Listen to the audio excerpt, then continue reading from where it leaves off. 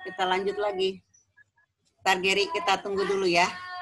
Jadi Gary, karena, ntar sambil yang lain, karena si Kartosuryo itu dianggap kuat dan didukung oleh Belanda. Kok Belanda dukung? Ingat, didukung nanti kalau Kartosuryo sudah kuat, Republik Indonesia sudah tidak ada, nah tinggal Kartosuryo dibebas oleh Belanda. Itu. Paham ya? Jadi kenapa mereka punya masalah yang berbeda, Amanda? Tapi kok semua berpihak kepada Kartosuryo, karena pada waktu itu tidak ada yang kuat di Indonesia selain Kartosuryo. Jadi ini nanti terus-terusan ya. Jadi yang dianggap awal adalah Kartosuryo. Paham ya? Udah? Oke. Kalau sudah, kita ke PowerPoint APRA ya.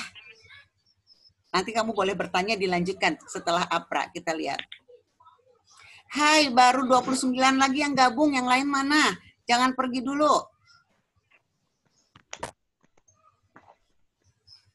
Jangan pergi dulu. Baru 29 yang gabung.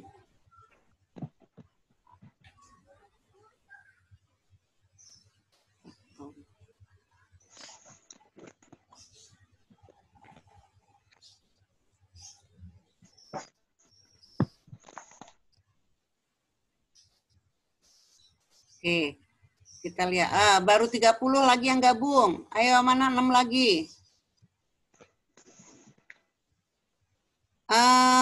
Mariska, tampil nggak? Ini Ibu apa? PowerPoint. Kelihatan ya? Kelihatan? Ada Bu. Ada Bu. Ayo, sip.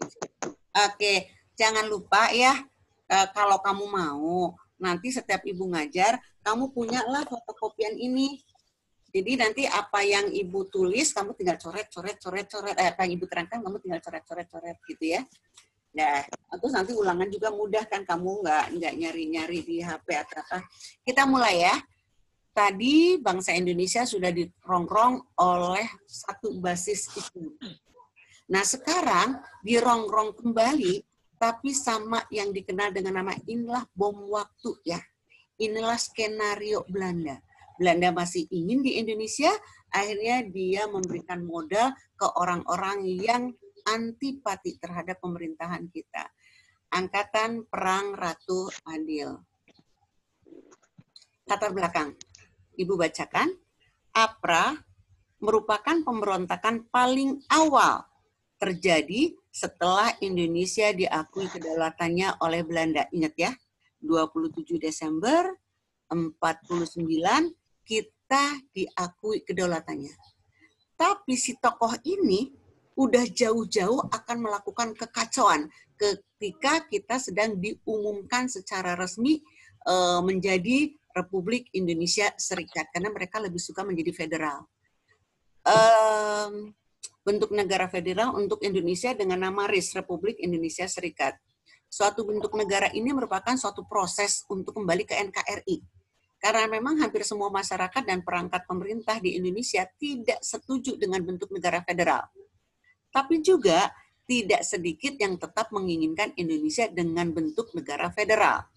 Hal ini menimbulkan banyak pemberontakan atau kekacauan yang terjadi pada saat itu. Oke ya, 27 Desember kita diakui kedaulatan, itu jadi Belanda tidak serta-merta mengakui negara kesatuan Republik Indonesia, tapi supaya Indonesia belajar menjadi negara, itu menjadi daerah bawahan Belanda dulu dengan Republik Indonesia Serikat.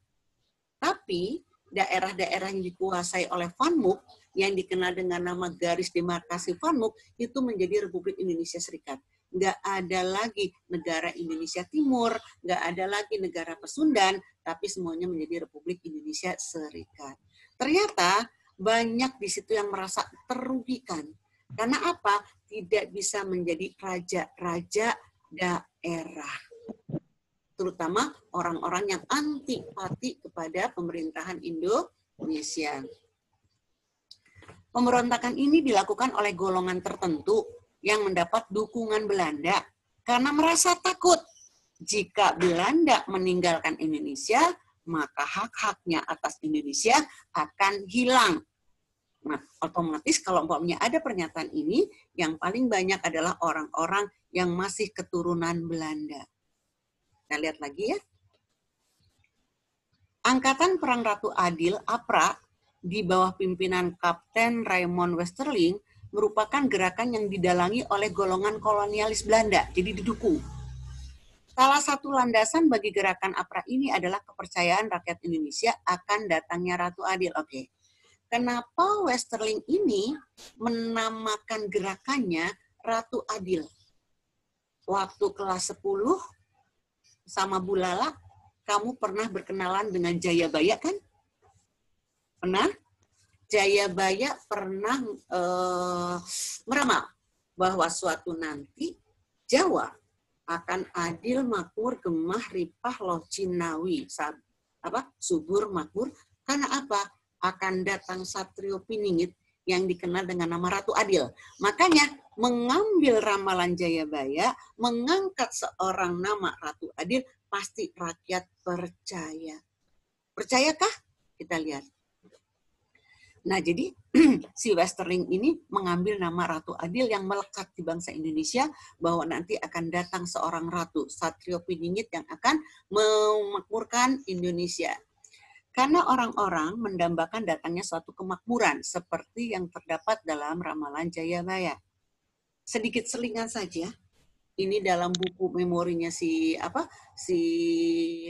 Westerling. Di situ disebutkan dalam ramalan Jayabaya, nanti si Satrio Piningit itu punya ciri-ciri badan tegap, kulit terang, hidung mancung, dan keturunan Turki. Ternyata Jayabaya sudah pernah berhubungan dengan kerajaan Turki. Nah, si Westerling kegeeran, gue banget. Makanya akhirnya dialah yang mengatakan ini. Jadi ciri-ciri itu katanya ada di dia. Padahal kalau umpamanya iyalah dia kegeeran, betul. Karena si Westerling ini adalah ibunya, bapaknya Belanda Jawa ya, jadi masih ada keturunan Jawa sebenarnya. Kemudian ibunya Yunani, tapi dia lahir di Turki, si ini. Jadi dia menganggap, oh ini saya benar yang diomongin sama si Jayabaya. Nah sekarang entar dulu. Nah lanjut aja. Kronologinya ya. Pada bulan Januari 50, APRA mengajukan ultimatum kepada pemerintahan Republik Indonesia dan negara Pasundan yang isinya tuntutan agar APRA diakui tentara Pasundan dan keberadaan negara Pasundan tetap dipertahankan. Jadi si Pasundan itu jangan sampai melebur dengan RIS, tetap dipertahankan. Tentaranya siapa? Tentaranya pimpinan Westerling, yaitu Angkatan Perang Ratu Adil. Ultimatum tersebut dilanjutkan dengan, nah ternyata ancaman ini oleh Hatta tidak digubris, disangkanya Hatta lah itu mah hanya sekelompok orang saja, karena Belanda tuh sudah mengakui Indonesia, pasti Belanda akan mendukung Indonesia. Ternyata di situ ada tangan kotornya Belanda. Ultimatum tersebut dilanjutkan karena tidak digubris ya, dengan melakukan gerakan teror pada tanggal 23 Januari 50. APRA menyerang kota Bandung dan berhasil menduduki markas divisi Siliwangi. Akibatnya, 79 orang anggota APRIS gugur, termasuk Letnan Kolonel Lembong. Nah, sampai di sini dulu. Ibu nggak akan teruskan dulu. Mungkin masih ada yang mau bertanya tentang APRA. Bu, negara Pasundan itu apa, Bu? Negara Pasundan, oke. Ya. Calvin dan kawan-kawan, ketika kamu kelas 11, ketika kita mempertahankan kemerdekaan, nah ada tokoh yang mendirikan NICA, Netherlands Indies Civil Administration. Siapa dia? Van Mook. Nah, Van Mook inilah yang memecah belah Indonesia. Akhirnya Indonesia menjadi daerah-daerah bagian, daerah-daerah federal. Salah satu Jawa Barat, itu ada satu wilayah yang dikenal dengan nama daerah Pasundan. Itulah yang dikuasai oleh si Van Mook. Kemudian ada wilayah nanti Madura, juga akhirnya ya dikuasai oleh Van Mook setelah perjanjian Renville. Jadi itu adalah daerah-daerah bagian Pasundan, Kelvin. Pasundan itu adalah daerah di wilayah Jawa Barat, Priangan. Jadi negara-negara bonekanya si Van Mook. Negara-negara bonekanya Belanda. Kang Neng, harusnya kamu hafal perjanjian-perjanjian mana ya? Perjanjian Jakarta 1946, perjanjian yang di Belanda itu apa namanya, dan perjanjian Linggarjati itu awal pembentukan negara-negara boneka. Negaranya mah ada di Indonesia, tapi mereka menjadi boneka alatnya Belanda. Paham ya Kelvin ya? Itu Pasundan, daerah bagiannya Van Mook, daerah kekuasaannya Van Mook. Dah, siapa lagi yang mau bertanya? Di Westerling-nya kah? Di gerakannya kah? Siapakah itu si Westerling? Oke, lanjut. Nanti semoga ada pertanyaan. Nah, pemerintah RIS menempuh 2 cara untuk menumpas pemberontakan APRA tadi, yaitu dengan melakukan tekanan terhadap pimpinan tentara Belanda. Nah, jadi Hatta protes ke Belanda, loh, katanya Anda sudah mengakui kedaulatan saya, kenapa ada orang Anda? Kenapa orang Anda ini kok buat kekacauan di kita? Nah, itu ya, ke Belanda, menekan pimpinan Belanda dan melakukan operasi militer. Perdana Menteri RIS Muhammad Hatta mengutus pasukannya ke Bandung dan mengadakan perundingan dengan komisaris tinggi Belanda di Jakarta. Hasil dari perundingan tersebut, Westerling didesak untuk meninggalkan kota Bandung. Gerakan APRA semakin terdesak dan terus dikejar oleh pasukan APRIS bersama rakyat, dan akhirnya gerakan APRA dapat ditumpas. Tanggal itu ya, tanggal 23 Januari 1950. Jadi satu hari itu langsung kilat pemerintahan kita melakukan penumpasan. Pikirkan dulu, jangan ngantuk dulu, nanti ada 30 menit kamu bisa lesehan untuk rebahan. Ini tanggal 23 Januari itu ya, sudah ditumpas oleh pemerintahan kita. Tetapi petualangan Westerling belum berakhir. Ketika dihalau dari kota Bandung, jadi kejadian itu di kota Bandung ya, dia melanjutkan perjalanannya ke Jakarta. Nah, ia merencanakan suatu gerakan untuk menangkap semua menteri RIS yang sedang menghadiri sidang. Di situ dia ingin membunuh Hamengkubuwono IX, itu Menteri Pertahanan RIS, Sekretaris Jenderal Ahmad Budiarjo, itu Sekretaris Jenderal Pertahanan, dan pejabat Kepala Staf Angkatan Perang, yaitu Kolonel TB Simatupang. Lihat, yang diincar adalah orang-orang yang yang punya kewenangan untuk mempertahankan keamanan di Indonesia. Hamengkubuwono, Budiarjo, dan Simatupang. Itu tanggal 24 Januari-nya. Makanan empuk bagi si Westerling. Mereka sedang ada rapat. Nah, akhirnya akan dilakukan teror, akan dilakukan pembunuhan massal di rapat itu. Alhamdulillah, skenario Tuhan lain lagi. Ketika si Westerling datang, rapat sudah bubar. Tapi orang sudah tahu si Westerling akan datang. Jadi akhirnya TNI jaga-jaga untuk menangkap si Westerling. Ada pertanyaan di sini? Kalau belum, lanjut dulu karena waktunya hampir. Bu, saya mau nanya, Bu. Sok gimana? Alifian. Tadi kan yang pihak Belanda sama Indonesia kan berunding tuh, Bu, buat mendesak si Westerling. Nah, kenapa Belanda setuju, Bu? Padahal kan Westerling kan kayak bom waktu gitu kan, Bu. Oke. Ya, kenapa? Oke. Kan tadi si Hatta berunding tuh ya sama komisaris untuk Indonesia itu Van Vreden. Nah, kenapa kok Belanda mau? Kan dia ini bom waktu. Dengarkan, Alifian. Tadi Ibu sedikit sudah menyebutkan. Sebenarnya si Westerling ini didukung juga oleh komisaris. Tadi tujuannya kan bom waktu kan ya? Hanya nakal. Jadi orang-orang ini adalah orang-orang oportunis, mencari kesempatan. Westerling dijadikan tangan kotornya Belanda. Maksudnya apa? Jadi ke Indonesia, dia mengatakan, ya kami akan menangkap Westerling. Tapi diulur-ulur, biarin Westerling bergerak. Kalau Westerling berhasil, dia akan jaya kembali. Ekonomi di Indonesia akan diemban kembali oleh dia. Tapi kalau Westerling tidak berhasil, seret si Westerling ke meja hijau. Seolah-olah di dunia ada tanggung jawab Belanda untuk Indonesia. Paham? Makanya si Westerling itu disebut sebagai tangan kotornya Belanda. Alifian, pikiran kamu benar masuk ya. Katanya itu kan bom waktu. Tapi kenapa mau kerjasama? Ternyata di situ hanya omongannya saja. Oportunis, munafik, bahkan dijadikanlah tangan kotor. Di dunia, seolah-olah Van Frieden dan Belanda sibuk ngurusin si Westerling. Tapi sampai sekarang, dia udah meninggal apa belum ya? Nah itu udah ya. Sampai akhir hayatnya nggak pernah di meja hijaukan. Karena apa? Selalu mendapat perlindungan. Biarkan Kang, Westerling ini tidak memiliki ilmu perang karena dia bukan dari orang angkatan perang. Dia seradak seruduk kerjanya.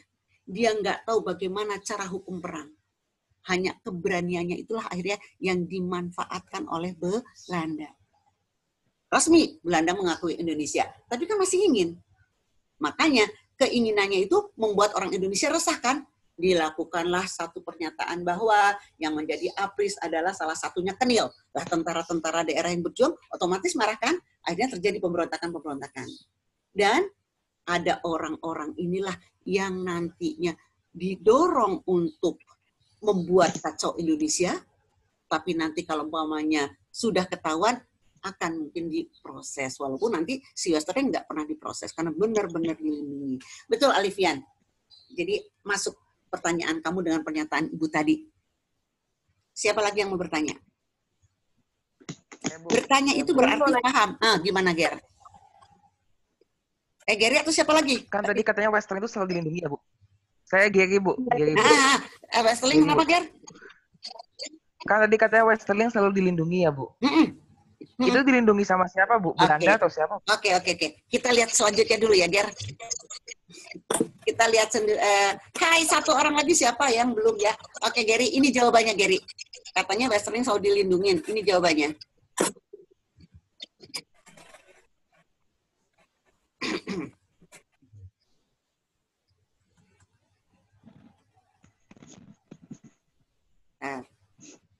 Jadi apa lagi sih Pak? Nah, APRA akhirnya ditumpas, tapi gerakan tersebut dapat digagalkan karena sebelumnya sudah diketahui rencananya oleh jajaran petinggi pemerintah sehingga aksi tersebut dapat digagalkan. Kemudian diketahui dalangnya adalah Sultan Hamid II. Nanti kamu tanyakan juga ya, siapa Sultan Hamid II itu ya? Ia segera ditangkap, sedangkan Westerling berhasil melarikan diri ke luar negeri, yaitu ke Singapura, tanggal 22 Februari 1950, dengan menumpang pesawat Catalina milik Angkatan Laut Belanda. Dengan kaburnya Westerling, maka berakhir sudah gerakan APRA. Tujuan APRA dan kaum kolonis adalah di belakangnya mempertahankan bentuk federal di Indonesia dan mempertahankan ekonominya di Indonesia. Padahal konferensi antar Indonesia di kota Yogyakarta bahwa APRIS adalah Angkatan Perang Nasional. Nah ini Westerlingnya, nah ini Lembong, nah ini Hamengkubuwono yang pakai peci, kemudian ini Simatupang yang tengah, kemudian yang sana adalah Budiarjo, nah yang di bawah itu adalah Sultan Hamid yang katanya sebenarnya otaknya Westerling ya, tapi dia juga diajak oleh Westerling untuk melakukan pemberontakan. Si Sultan Hamid ini diajak untuk melakukan pemberontakan. Dia adalah orang Indonesia asli, karena dia adalah pangeran dari Pontianak. Jadi Gary, dilindungi oleh siapa? Dilindungi oleh pemerintahan Belanda. Lihat orangnya. Dilindungi oleh pemerintahan Belanda. Jadi Sultan Hamid jadi kambing hitam ya, Bu? Sip, kita lihat sekarang ke Sultan Hamid ya. Tar, Ibu lihat wajah kamu dulu yang bertanya dulu. Tadi yang bertanya Calvin ya. Jadi Sultan Hamid itu jadi kambing hitam, Bu. Awalnya ketika Sultan Hamid diajak oleh Westerling, dia mau. Karena dia juga kecewa. Kenapa kecewa?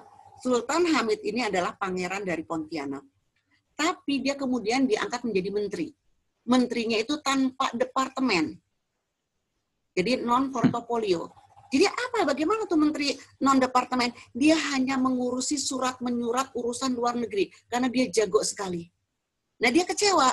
Sebenarnya Sultan Hamid ingin jadi menteri pertahanan yang dipegang oleh Sultan Hamengkubuwono. Dijanjikan oleh dijanjikan oleh Westerling, kalau saya berhasil, ente yang jadi menpan, menteri pertahanan. Makanya mau. Jadi kekecewaan dan ikutlah akhirnya serta kepada Westerling. Kok mau-maunya Sultan Hamid? Lihat perawakan, lihat kemampuan, lihat kelihayan, dan lihat siapa di belakang dari Westerling. Jadi pikiran Sultan Hamid pastilah akan berhasil. Pastilah jabatan itu akan dipegang. Dengarkan, ketika Sultan Hamid sedang melakukan rongrongan terhadap Indonesia, karena kerjasama ya, tapi di saat itu juga dia sedang menyelesaikan tugas dari Soekarno. Apa tugasnya? Jadi dua dia. Dia berpihak ke Belanda, tapi dia menyelesaikan tugas keindonesiaan. Kalau kamu lihat Garuda Pancasila, itu adalah ciptaan yang membuat simbol, itu adalah Sultan Hamid. Berapa bulu di leher, berapa bulu di sayap, berapa bulu di ekor, itu kan melambangkan 17 Agustus 45 ya, itu Sultan Hamid. Tapi ketika dia sedang menyelesaikan lambang negara kita, dia juga sedang berstrategi untuk hengkang dari Indonesia, bahkan menggerus Indonesia. Nah, makanya tadi pertanyaan pertanyaan Alifian. Pertanyaan siapa yang didukung oleh siapa? Gary ya. Nah, dilindungi oleh siapa? Dilindungi oleh Belanda, si Westerling. Benar, jadi kambing hitam dong, kata Kelvin. Karena akhirnya yang dihukum siapa? Yang dihukum adalah Sultan Hamid. Sampai akhir hayatnya, Westerling bersih. Padahal, kamu waktu kelas 11 pernah dengar? Westerling lah yang membunuh 46.000 orang di Sulawesi Selatan. Tapi dia bersih, karena dia selalu dilindungi. Kan gini, 30 menit tadi, kamu kan harusnya membaca materi ya, atau nonton film. Nah, kalau kamu nonton film, itu kamu lihat kapal capung Catalina yang membawa si Sultan Hamid, kemudian bagaimana dia akhirnya bisa pulang kembali ke negerinya. Jadi awalnya di Singapura, kemudian Hatta minta ekstradisi ini penjahat perang. Nah, oleh Singapura, akhirnya mendapat perlindungan lagi. Karena apa? Dia bukan orang Singapura, dia orang Belanda. Nggak ada kerjasama dengan Belanda untuk mengeluarkan orang Belanda di Singapura. Dapat pertolongan kembali. Nah, ada pernah wawancara, dia begitu sombongnya si Sultan Hamid, ditanya ya oleh wartawan mana waktu itu, ditanya, kenapa Anda kok yang kamu cari adalah Sri Sultan Hamengkubuwono, kenapa tidak didor sekalian Soekarno? Nah, apa dia bilang? Harga peluru saya jauh lebih mahal dari nyawa Soekarno. Sombong banget kan? Karena apa dia sombong? Karena dia dapat perlindungan penuh. Tapi dia mengakui sendiri sebenarnya ketika diwawancara, sebenarnya saya itu tangan kotornya Belanda. Makanya saya sampai di sini masih ada, pada kalau disebut penjahat perang banget. Karena dapat perlindungan. Tapi dia merasa tidak bersalah. Itulah hukum perang. Teror dilakukan teror. Bunuh dilakukan bunuh. Itu. Paham ya? Nah, ada pertanyaan lagi? Saya, Bu. Nah, sok Neng. Mariska. Kan tadi sebelum yang Westerling kabur ke Jakarta, yang sebelum dia bikin gerakan membunuh menteri-menteri, kan dibilangnya Apra berhasil ditumpas. Nah, tapi setelah Apra berhasil ditumpas kan? Iya. Yang pas masih di Bandung. Iya. Nah, tapi tadi di PowerPoint ada yang setelah si Westerling kabur ke Singapura, itu baru dibilang juga APRA udah nggak ada. Oke. Betul. Jadi, Mariska, yang namanya penumpasan, pembersihan, itu kan proses ya. Tidak sekaligus habis gitu. Jadi, yang di wilayah Bandung, itu langsung bisa ditumpas. Tapi kan si Western tuh banyak sekali pengikutnya. Yang ikut ke Jakarta pun banyak.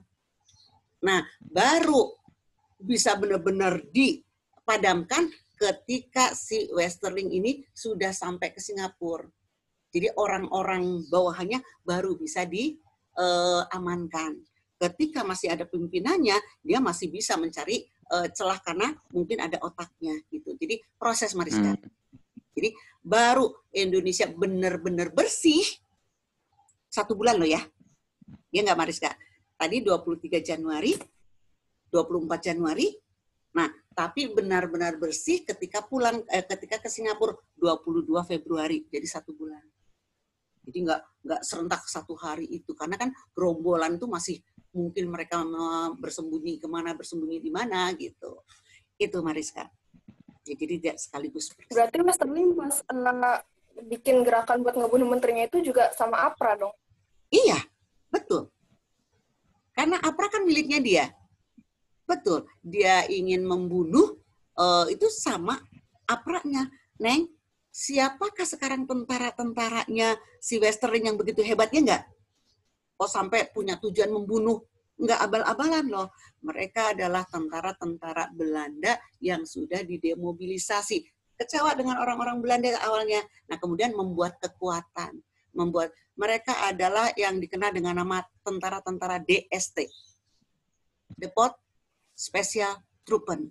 Baret Merah. Penerjun. Nah, itu masuk ke tentaranya si Westerling. Makanya hebat, susah lah Indonesia menghadapi orang-orang ini. Jadi orang-orang yang memiliki pendidikan kemiliteran yang baik, Mariska. Adakah orang Indonesia yang ikut? Ada. Kan salah satunya tadi Hamid, Sultan Hamid. Salah duanya siapa? Tentara-tentara Belanda. Tentara-tentara yang di Bandung tapi orang Ambon, Kenil. Karena mereka juga banyak antipati kepada pemerintahan Soekarno. Jadi dia juga kecewa terhadap Soekarno. Akhirnya mereka berpihak kepada si Westerling. Jadi ada orang kitanya, tapi banyak orang Belandanya. Kebanyakan orang Belanda yang memiliki pengetahuan yang sangat bagus.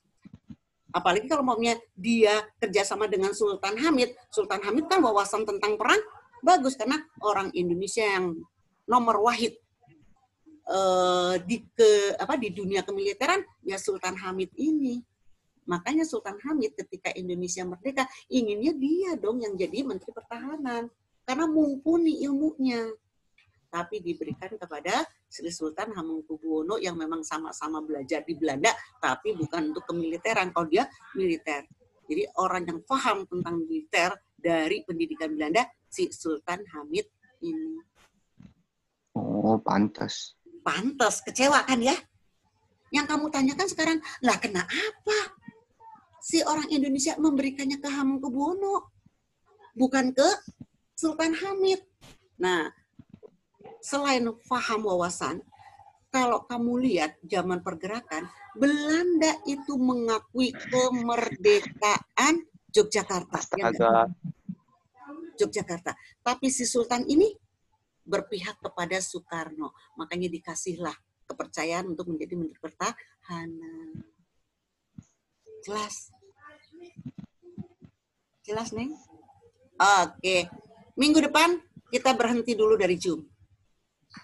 Oke, Bu. Nah, tapi kamu harus benar-benar belajar tentang RMS ya. Republik Maluku Selatan yang hari ini masih ada. Nah, pelajari dulu. Yang hari ini masih ada si RMS itu. Jadi besok RMS sama Andi Ajis. Nanti kamu akan ribet lagi di PRRI Permesta. Lebih pusing lagi. Ketika nanti Ibu cerita, Fajri, posisikan kamu sebagai Soekarno atau Hatta ya. Jadi kamu ikut pusing ya. kamu posisikan kamu sebagai Soekarno-Hatta, bagaimana strateginya? Tuh, Alif mah ketawa aja disuruh jadi Soekarno. Ya, ada pertanyaan lagi nih.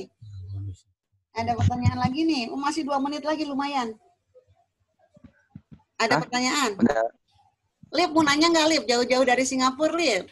Ini temennya Westerling nih, si Alif nih. Iya, Bu. Makanya dia ketawa. Naik Catalina, Lip. Canggih sekali itu, langsung diterbangkan ke Belgia. Iya, Bu. Nah, beberapa tahun kemudian baru dia bisa kembali ke negara Belandanya. Dia dengan sombongnya, saya selalu selamat karena saya terpakai.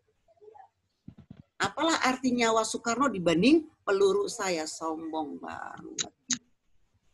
Oke, kalau tidak ada IPA 3, tolong ya, semua guru ikutin. Kalau nggak bisa hari itu juga mengumpulkan tugas, beritahu konfirmasi, Pak, saya punya masalah di sini. Nanti saya akan menyusul. Takutnya ibu takut kamu nilainya kurang. Karena apa, Neng? Di semester 5 ini, modal kamu ikut atau tidak senam PTN undangan. Kalau turun, yang tadinya kamu punya jatah mungkin, gitu, bismillah, semoga ya. Nah, kok turun? Nah, ketika kamu masih dapat senam PTN undangan, tapi katanya penilaian itu dilihat dari naiknya angka kamu. Kalau turun, wah kamu tidak konsisten. Nah, itu kadangnya orang-orang si panitia sana berpikir, walaupun belum jelas ya, walaupun dulu juga ada anak SMA 1 yang nggak bisa apa-apa ya, bisa masuk senam PTN. Tapi umumnya begitu. Yusifa, udah nggak dandan lagi? Enggak, Bu, enggak. Nih, sehat terus ya. Sehat terus. Kang Neng, kalau LDK itu kapan sih? Bian kan biasanya yang suka ini LDK ya? LDK biasanya masih bentar lagi sih, Bu. Oh, sebentar lagi? Kayak, oh iya kan? Gimana? Kamu yang jadi, kalian kan kelas 12 jadi panitia kan ya? Sebelum Oktober, Bu. Berapa? Oktober? Iya. Oh, masih. Iya, biasanya nanti Monday kan 28 ya, Bu ya? Biasanya ambil adik kelas. Ya. Oh, gitu. Iya. Takut kamu terlalu banyak kegiatan. Oke, masih ada pertanyaan? Apa kita sudahi karena sudah lebih lumayan 12 menit? Bu. Berapa? Haikal? Waktunya udah habis, Bu. Iya, makanya. Assalamualaikum warahmatullahi wabarakatuh. Kamu persiapan untuk Bu Asri ya. Ya, udah sehat semua ya. Sehat. Kamu omongin aja. Assalamualaikum warahmatullahi wabarakatuh. Ya, sehat semua ya. Sehat semua ya. Berhasil semua nanti insya Allah ya. Ibu doain semoga kamu berhasil semua. Amin. Terima Bu. Modal utama sehat dulu. Terima kasih, Bu. Yo, Ali semua, Rafael. Putri nggak ada ya, bener-bener nih Putri nih. Putri lagi ada masalah, Bu. Tadi dia bilang saya. Iya, udahlah. Ntar Ibu japrian aja ke Putri deh ya. Oke, Assalamualaikum. Kamu boleh keluar. Kasihan, kamu langsung aja cari posisi ya untuk istirahat.